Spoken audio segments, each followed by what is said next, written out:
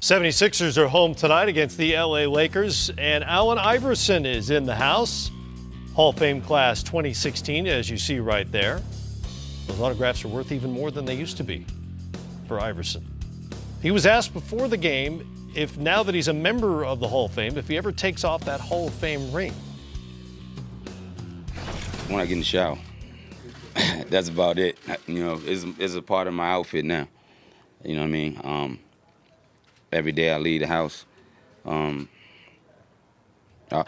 lot of times in the beginning, I used to leave it at home, and then me and my man Darby used to have to turn around and go back home to get it because I wasn't used to, you know, wearing it all the time. So, you know, but it's definitely out of all of the jewelry that I've had in my life, it's my favorite.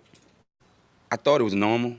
Honestly, I thought it was normal because when it happened, like I got caught up in it as well.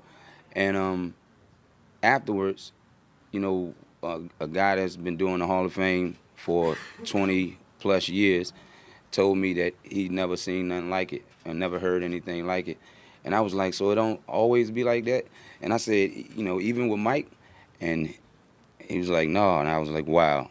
You know what I mean? And then when you look up there and you see red, white, and blue, you know where it come from. You know what I mean? These people right here feel the same way about me that I feel about them. So they made the travel. They were there supporting me, and it was just a great moment for them, my family, my friends, all of the teammates that I played with, and myself, all the supporters. The reason that I didn't is because I didn't want to relive the emotional part of it. You know what I mean? So I didn't watch it, but the response from everybody else was, you know, was huge, and I honestly didn't feel, I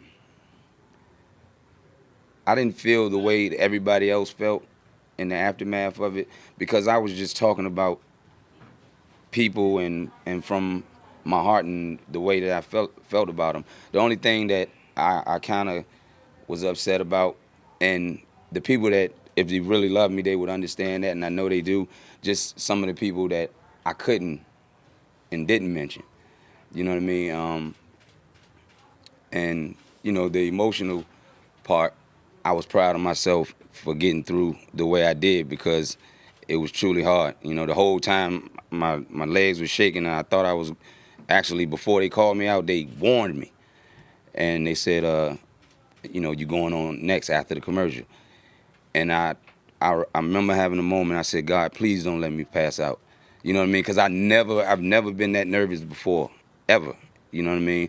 And my first thought was, don't trip walking up the steps. You notice that I grabbed the rail and walked up like a little kid.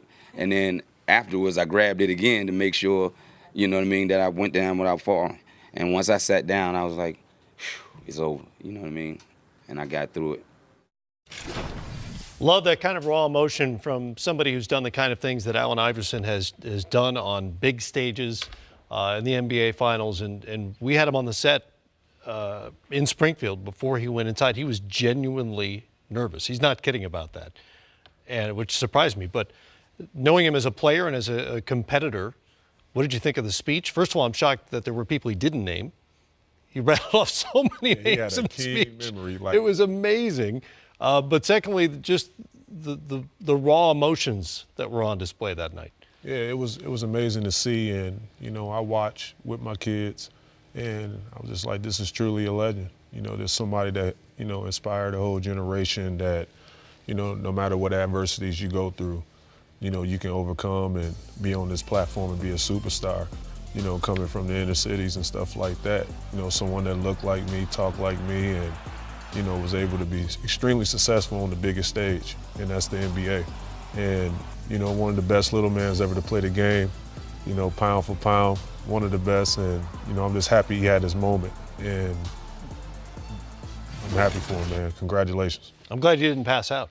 No, there were times I almost felt that, I get the feeling still that there were times he may have doubted whether he was going to see that day, that he was an not only all-star, but a Hall of Famer. And to see how truly appreciative he is of the fact that I'm a member now, I'm one of those people, Absolutely. I think is really special. And completely authentic as well. And he and I talked about this that night as well. For better or worse, and there's a little of both, he has always been himself. He's always been true to himself. And that's what you can appreciate and love. You know, he's human. We all are. And, you know, for him to open up and be, you know, one of the faces of the face of the NBA at the time, and just be honest and be who he is and not, you know, cater to any demographic or anything like that. But this is who I am. Accept me for who I am. Mm-hmm. And we did. We embraced him and we learned a lot from him. And he's the reason why the game is, you know, where it's at right now. For some of the young guys, you know, young people out there that make a mistake, and all of us have made a mistake at some point in our life. And Alan is such a great example of having made a mistake in high school that could have cost him his career when you think about it. Mm-hmm. And then John Thompson gave him a chance when he was turned down by everybody else after the incident that happened in high school. And Coach Thompson said, we'll give you a shot here at Georgetown. And he goes to Georgetown, has the career he has there, and then goes on, and as we're talking about now, he's a Hall of Famer. You can turn things around. You can straighten things out after you make a mistake in life, and I think it's such a great lesson. And for those who don't remember the story, he was in the wrong place at the wrong time, a fight in a bowling alley. He and some friends were perhaps unfairly singled out for their role in that, and he wound up incarcerated for a period of time before the governor of Virginia pardoned him and allowed him to pursue his basketball career, where John Thompson brought him into Georgetown, and now the Hall of Fame. It's amazing.